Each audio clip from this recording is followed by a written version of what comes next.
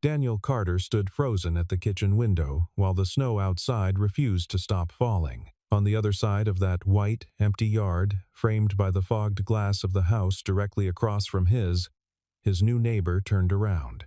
Their eyes met through 2 panes of winter-hazed glass across 30 feet of silence and cold air. He should have looked away. He knew that. A widower, a father he had no business staring. But she didn't frown. She didn't pull the curtain. She only smiled, easy and unhurried, as if she'd caught him at something ordinary, and then said something that stopped the breath in his chest. "Want to see?" And then the curtain drifted closed. Daniel had moved the family to Pine Hollow in October, 6 weeks after Laura's funeral, when it became clear that staying in their old house, where the kitchen still smelled faintly of her shampoo and Sophie still pressed her ear to the wall of the master bedroom at night, was doing neither of them any good. The town was small, quiet, and far enough from everything they'd known that starting over felt at least structurally possible, even if it felt emotionally absurd. By December, snow had buried the yard, the front walkway, and most of Daniel's better instincts. He had built a routine out of sheer necessity, the way a man might build a wall from whatever rubble is at hand. 5:30 in the morning. Alarm. He lay still for exactly 2 minutes, looking at the ceiling, allowing himself that much before swinging his legs over the edge of the bed. He had read somewhere that grief moved in waves. What no one mentioned was that the waves came whether or not you were standing on solid ground. 6 o'clock. Lunches packed. Sophie was 8 and had strong opinions about the sandwich-to-fruit ratio in her lunchbox.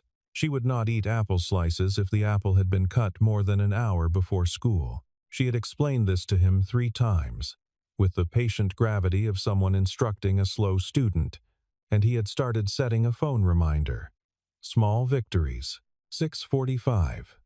The walk to Pine Hollow Elementary, which was 4 blocks away along a sidewalk that the town's sole maintenance worker, an elderly man named Mr. Garrett, heroically salted each morning. Sophie wore a red wool coat that had been Laura's choice the previous February, and Daniel sometimes couldn't look at it straight on, the way you can't look directly at the sun.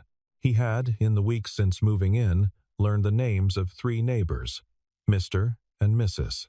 Holloway, who were in their 70s and left casseroles on his porch at intervals too regular to be coincidental. Young Brendan Walsh, who worked nights and could be seen jogging at dawn with the dedication of someone outrunning something, and the woman in the house across the narrow yard to his right. Her name, he had gathered from a piece of mail misdelivered to his door, was Emma Voss. She was perhaps 35, though he couldn't be certain. She lived alone. She maintained a small garden that she continued to tend even in winter, wrapping certain shrubs in burlap, cutting back the ornamental grasses with a precision that looked almost meditative. He had watched her do this more than once from his kitchen window while waiting for the coffee to finish. He always told himself he was watching the snow. He told himself a lot of things that December. The morning, everything shifted. He had been standing at that window at 6:15, mug in hand, steam rising between his face and the glass. The yard was white and unbroken. The sky above the roofline was the flat gray of old stone, and Emma Voss, in the kitchen directly across that narrow yard, had turned from her stove and looked up. They'd looked at each other through 2 panes of fogged glass, across 30 feet of snow-buried silence, and neither of them had moved. He should have stepped back. He'd known that. She smiled, tilted her head just slightly. Her lips moved. "Want to see?" The curtain fell. Daniel set his mug down on the counter, very carefully, and stood there for a long time. He didn't sleep well for 3 nights afterward. This was not entirely new. Insomnia had been a companion since the accident, slipping in beside him in the dark hours with a reliability that almost felt like company. But this was different. The other kind of sleeplessness was grief, and he had learned its geography.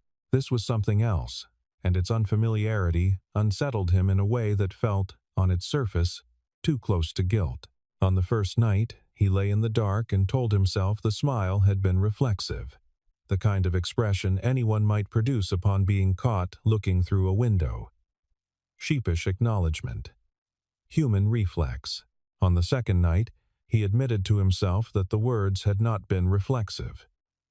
You didn't say want to see by accident. You had to decide to say that. On the third night, he sat up at 2 a.m, went downstairs, and made himself a cup of chamomile tea he didn't want. He stood at the kitchen window, dark, now, her house dark, and held the warm mug and tried to reconstruct what he knew about the situation with some degree of clinical detachment. Fact. His wife had been dead for 4 months. Fact.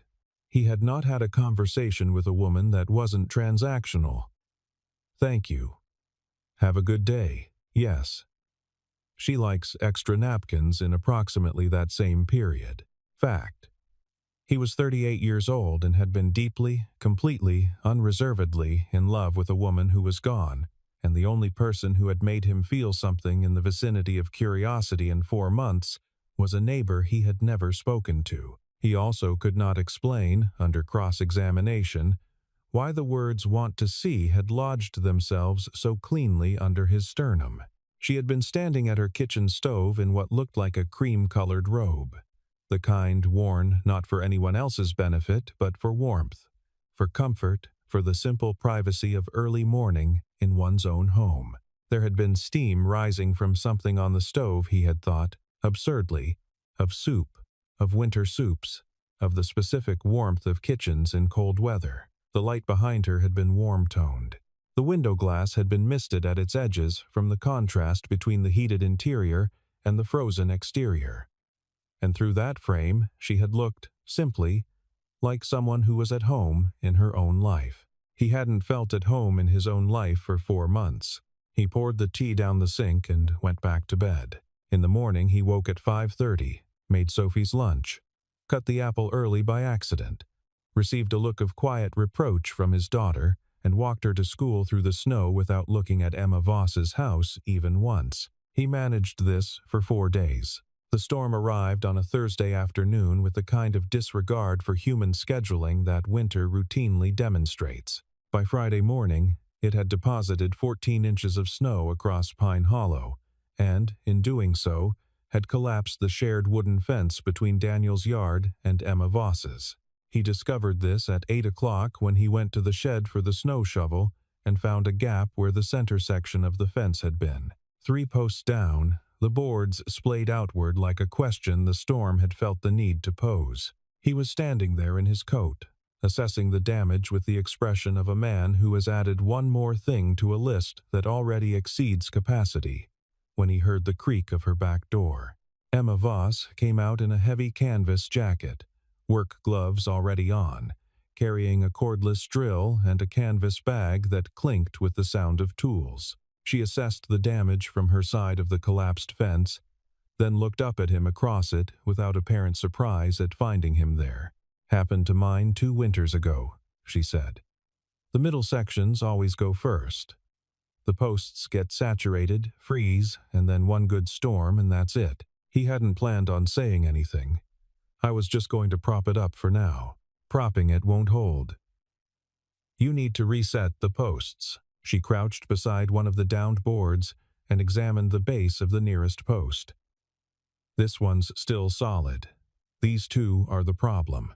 He stood there for a moment, and then he went to his shed and got his own tools.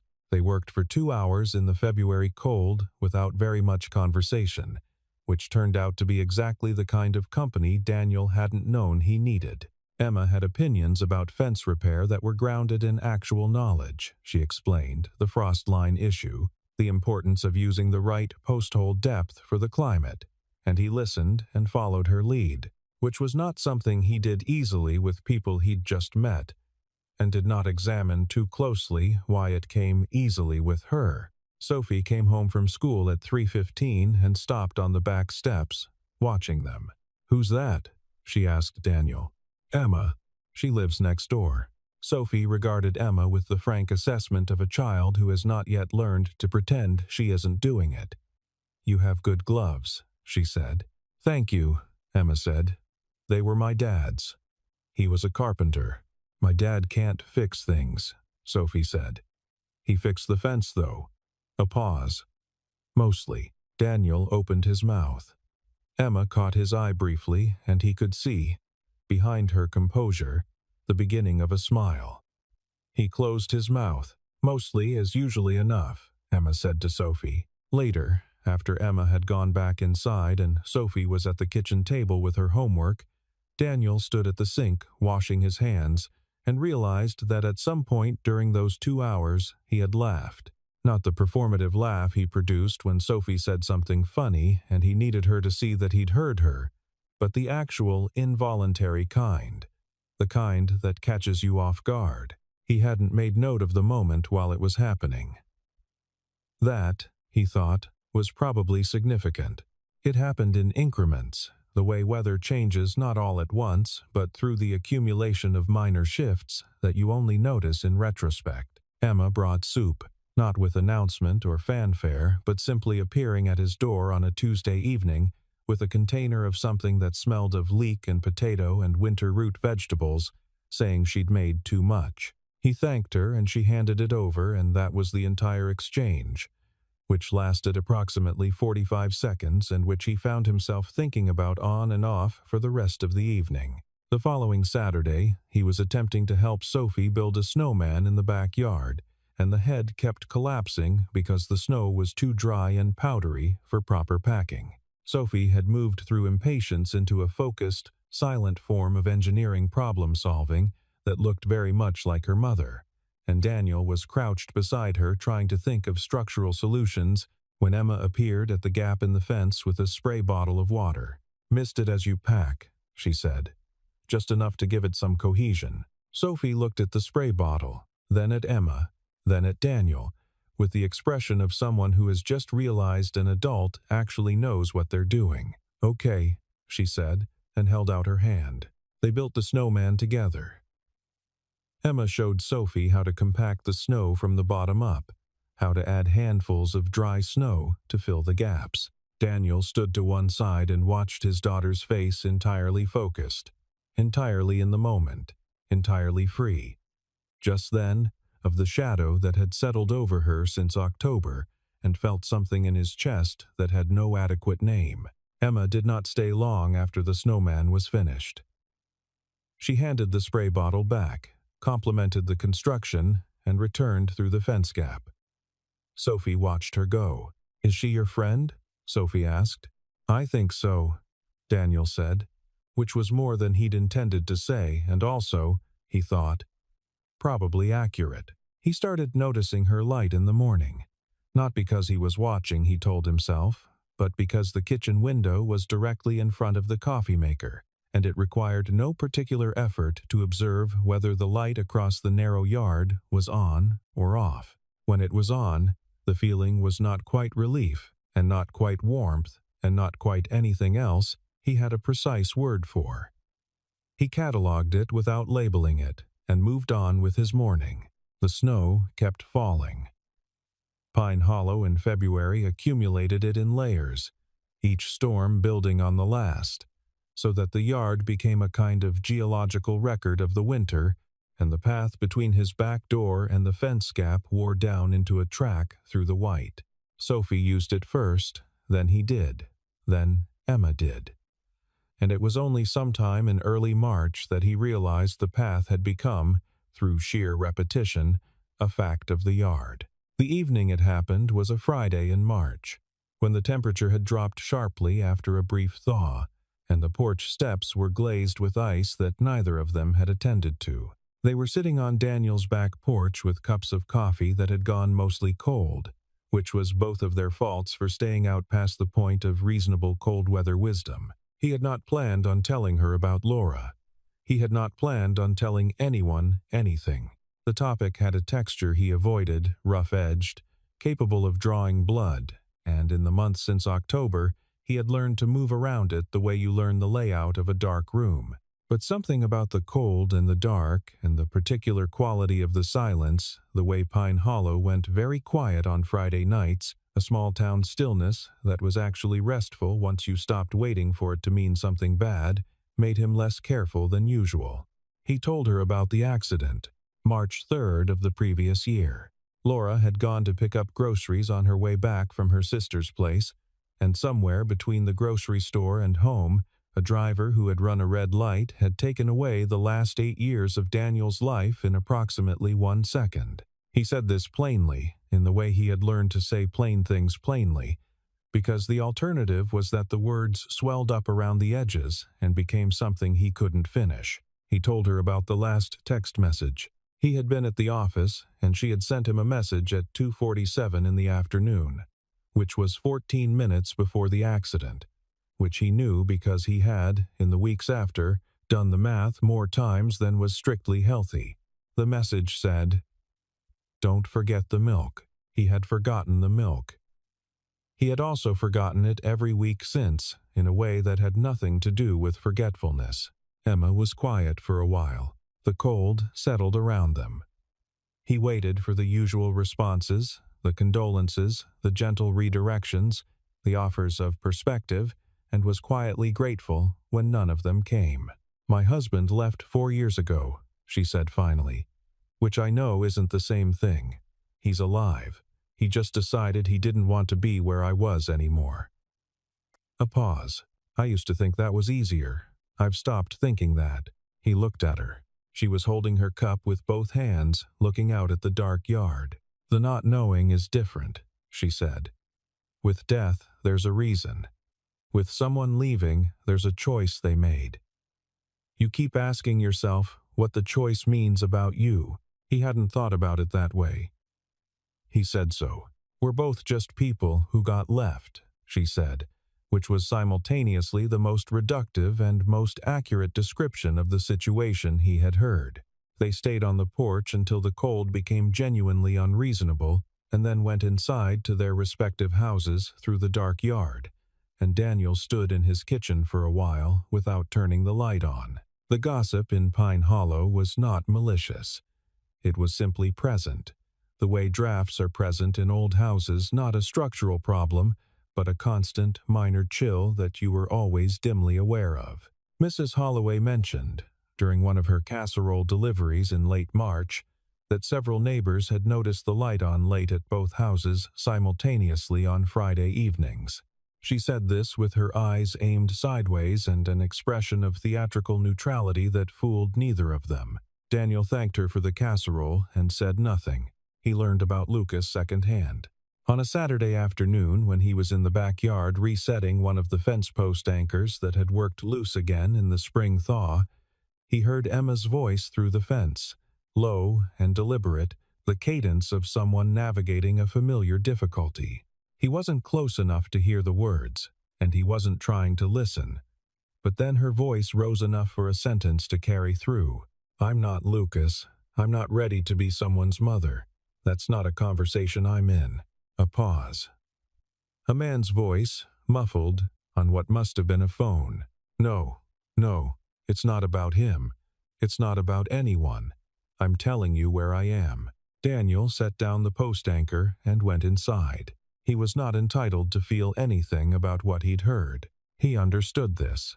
He hadn't been eavesdropping intentionally, and whatever he'd absorbed in those 10 seconds was not information he was supposed to have, and whatever Emma Voss's relationship status or internal negotiations were, they were categorically none of his business. He told himself this in the kitchen.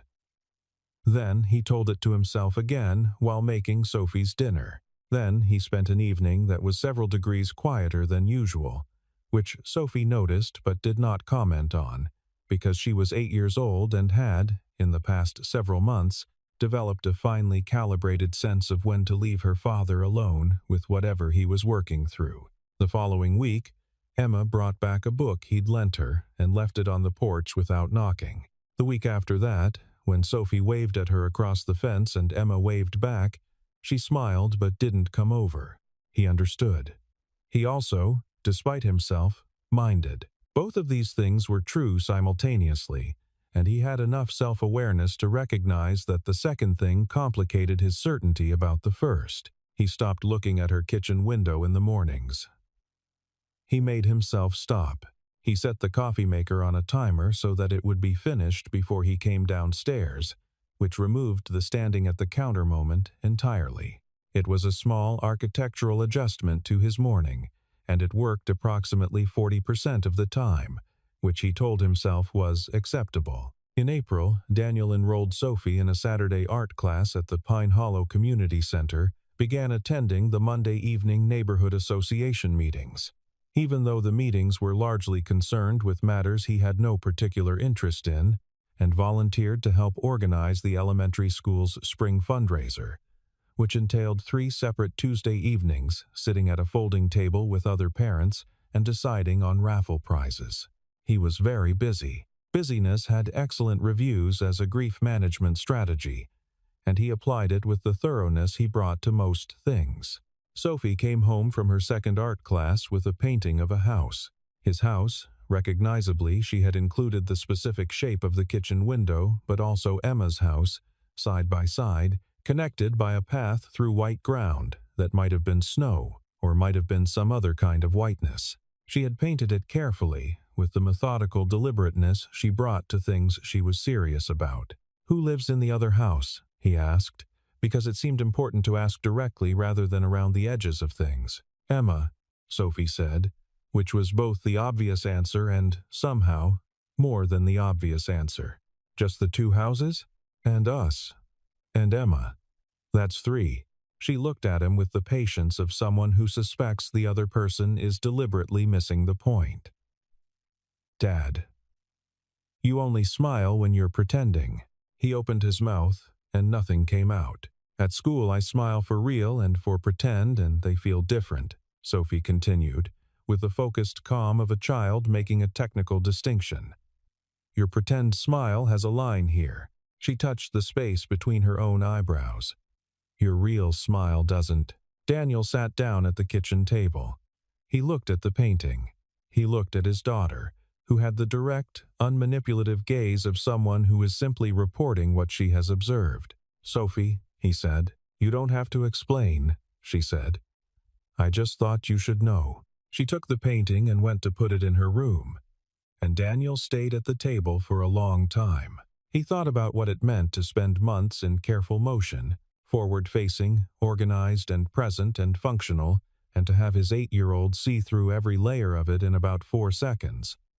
He thought about what he was teaching her. That loss was something you survived by appearing not to have survived anything.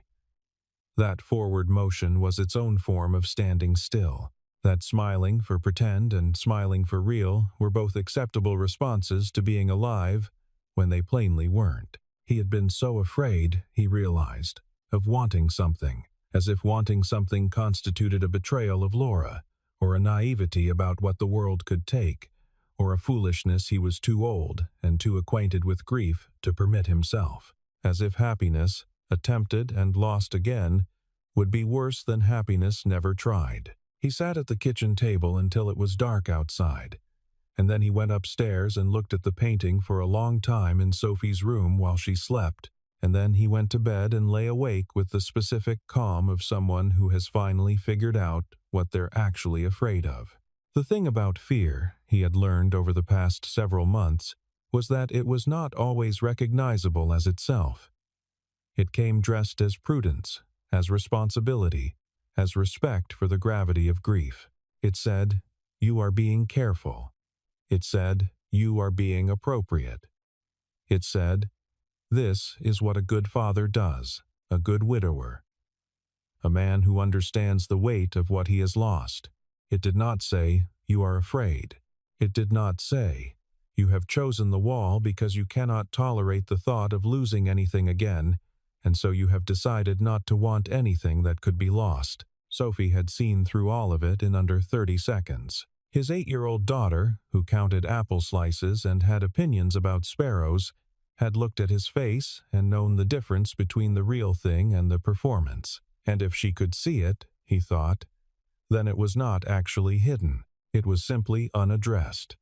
And there was a difference. He knocked on her door at 6 in the morning, before the light had fully arrived. He was aware of how this looked. He was aware that 6 in the morning was a time for emergencies or very important things, and that his arrival on her porch at this hour required the implicit declaration that this was one or the other. He had knocked before he could talk himself into waiting for a more reasonable hour, because waiting for a more reasonable hour was exactly the kind of maneuver he had been executing for months.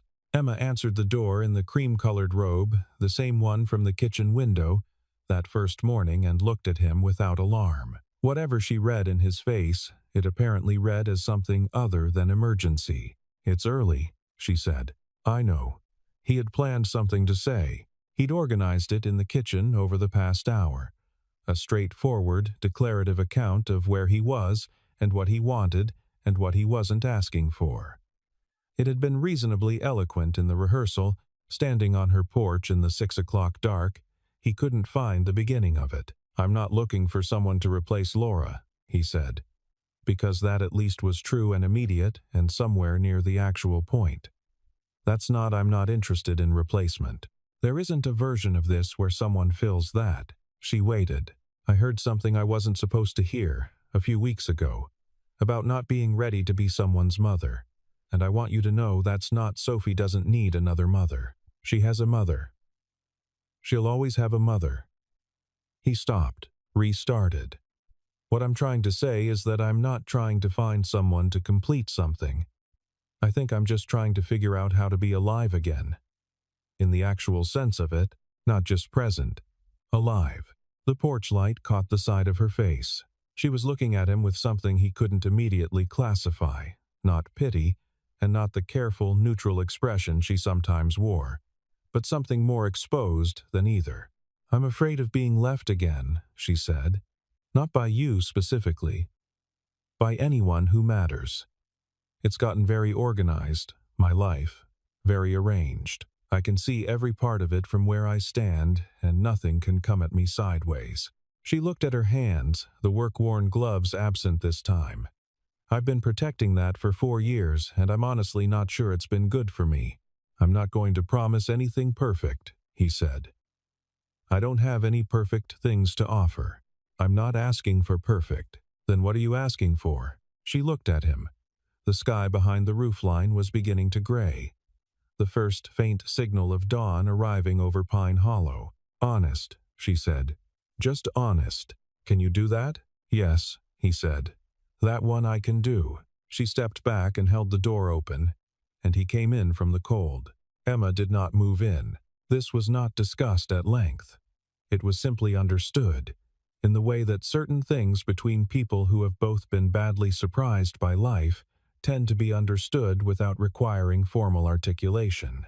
Her house was hers, and his house was his and Sophie's, and the space between them, the yard, the fence gap, the well-worn path through the grass that replaced the snowpath once May arrived, was a kind of shared territory that belonged to no one in particular, and to all of them in practice. She was there on Tuesday evenings for dinner, and on Sunday mornings sometimes, and on the occasional Saturday, when a project exceeded what one person could reasonably manage alone. She was not there in the way of someone filling a designated space. She was there in the way of someone who had decided, carefully and with full knowledge of her own reluctance, that this particular set of people was worth showing up for. Sophie, for her part, treated this development with the philosophical composure of a child who has identified a situation as good and sees no need to over-discuss it. She taught Emma the specific rules regarding apple slices and lunchbox timing.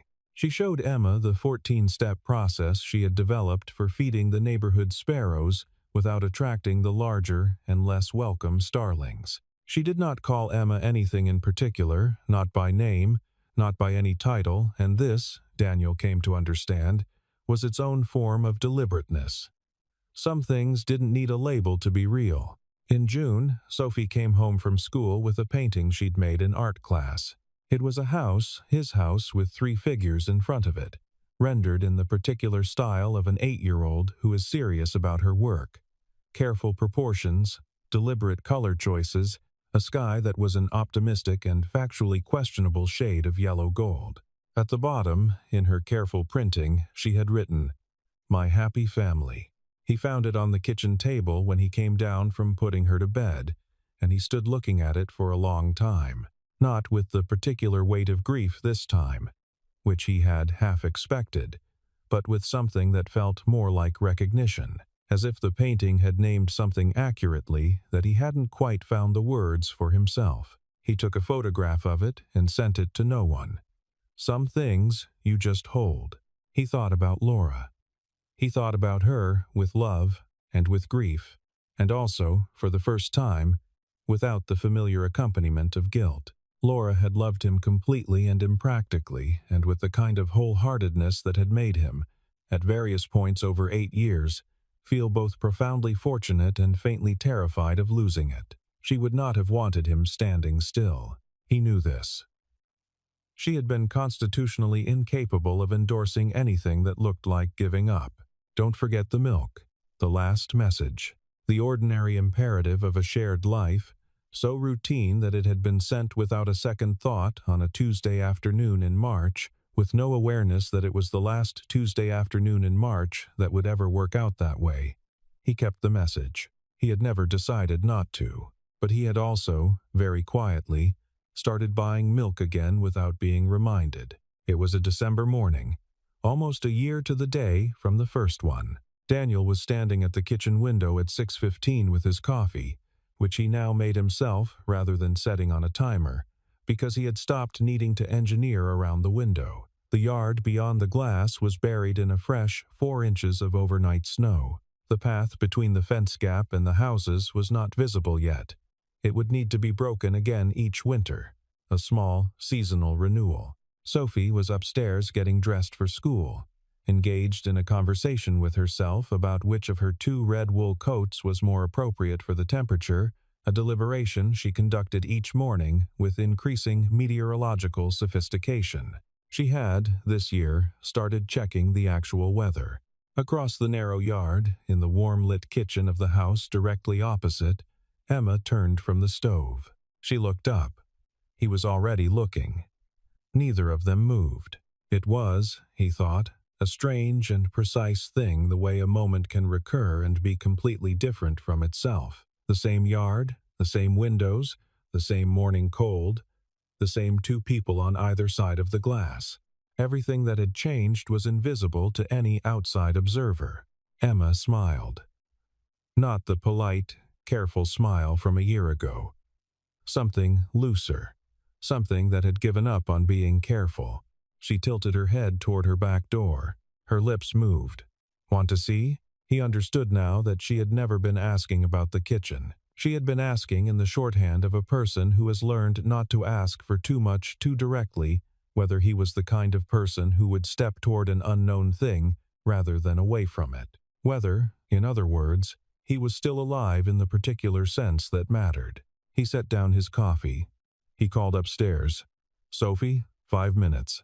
"I know," Sophie called back, from the middle of her meteorological calculations. He went to the back door and opened it.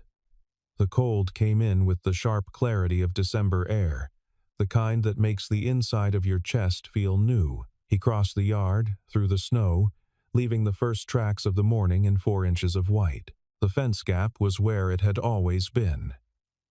He went through it. Emma held her back door open and stepped aside to let him in. And he came in from the cold and the snow and the particular quality of winter morning that had always lived on the other side of a window, and he stood in her kitchen, which smelled of coffee and something baking, and the specific warmth of a house that is genuinely inhabited, and looked around.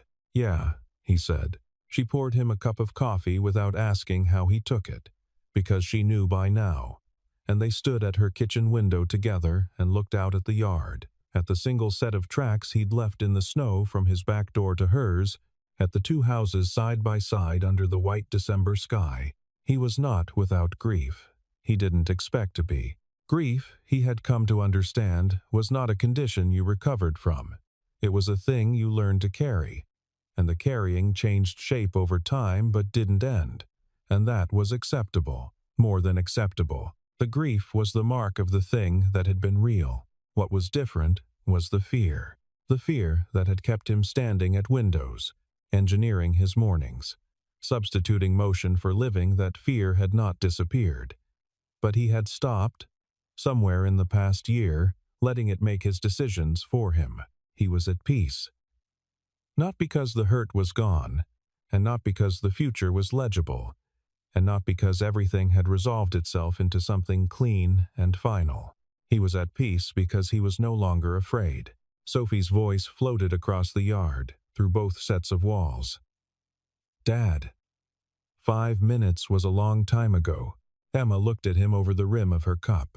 He looked back. He went home through the snow to take his daughter to school, leaving 2 sets of tracks in the yard now, and the morning continued, the way mornings do.